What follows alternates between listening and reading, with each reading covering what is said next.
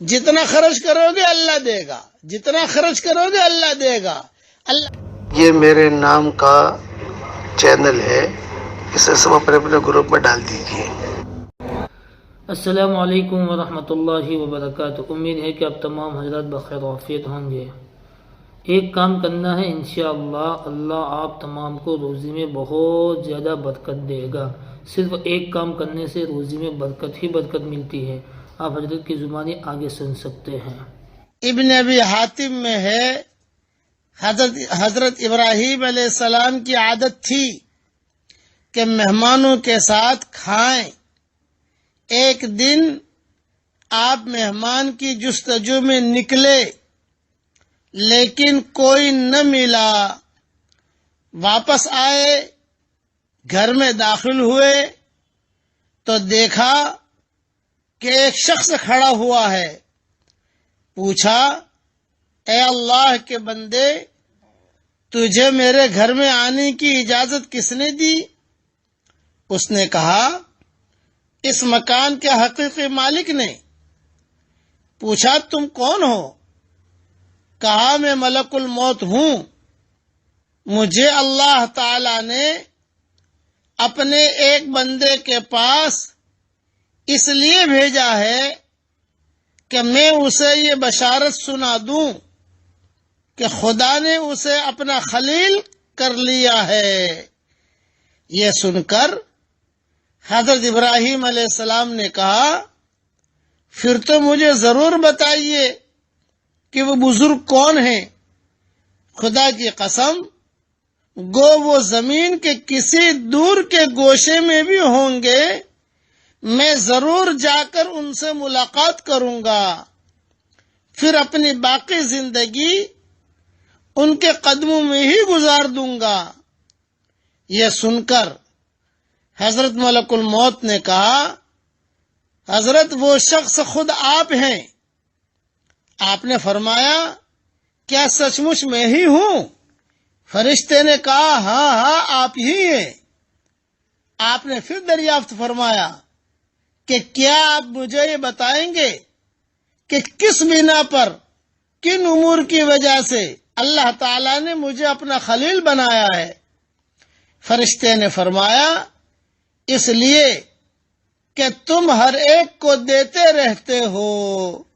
مہمانوں کو کھلانا، اکرام کرنا، لوگوں کا خیال رکھنا، دینا دلانا، ہر ایک کو دیتے رہتے ہو اور کسی سے خود کچھ طلب نہیں کرتے۔ اور روایت میں ہے کہ جب سے حضرت ابراہیم علیہ السلام کو خلیل خدا کے ممتاز اور مبارک لقب سے خدا نے ملقب کیا، تب سے ان کے دل میں اس قدر خوف خدا اور ہیبت رب سما گئی کہ ان کے دل کا اچھلنا دور سے اس طرح سنا جاتا تھا جس طرح فضا میں پرندہ کی آواز سنائی جاتی ہے۔ دور سے ابراہیم علیہ السلام کا دل اچھلتا تھا اور دور سے جو ہے لوگ سنتے تھے، جیسے ہنڈی میں کھانا پکتا ہے تو کیسے گڑگڑ کی آواز آتی ہے، تو ان کے دل سے آواز آتی تھی، قریب والے تو سنتے ہی سنتے تھے، دور سے سنتے تھے لوگ۔ اس لیے میں آپ سے بھی اچھا اگلے حدیث اور سنیے، صحیح حدیث میں ہے، حضرت محمد صلی اللہ علیہ وسلم کی نسبت بھی وارد ہے کہ جس وقت خوف خدا آپ پر غالب آ جاتا تھا تو آپ کے رونے کی وجہ، آپ کی رونے کی آواز جسے آپ ضبط کرتے جاتے تھے، اس طرح دور و نزدیک والوں کو سنائی دیتی تھی جیسے کسی ہنڈیا کے اندر کھانا پکنے کی آواز کیسے آتی ہے، وہ آواز سنائی دیتی تھی۔ بس یہ سبق دینے کا مطلب یہ ہے کہ مہمان نوازی بھی کیجیے، لوگوں کو کھلائیے بھی اور لوگوں کو دینے دلانے کا اہتمام بھی کیجیے، تو اللہ جل جلالہ عما نوالہ کو اس سے خوشی ہوتی ہے۔ حضرت بلال رضی اللہ تعالیٰ عنہ سے حضور صلی اللہ علیہ وسلم نے فرمایا تھا کہ انفق یا بلال ولا تخش من ذی العرش اقلالا، اے بلال خرچ کر، عرش والے سے کمی کا ڈر مت کر، جتنا خرچ کرو گے اللہ دے گا، جتنا خرچ کرو گے اللہ دے گا۔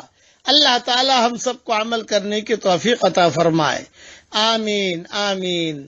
والسلام علیکم ورحمۃ اللہ وبرکاتہ، وآخر دعوانا ان الحمد للہ رب العالمین۔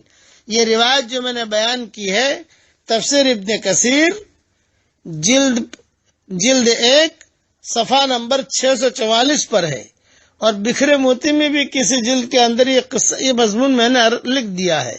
اللہ تعالی ہم سب کو عمل کرنے کی توفیق عطا فرمائے۔ وآخر دعوانا ان الحمد للہ رب العالمین۔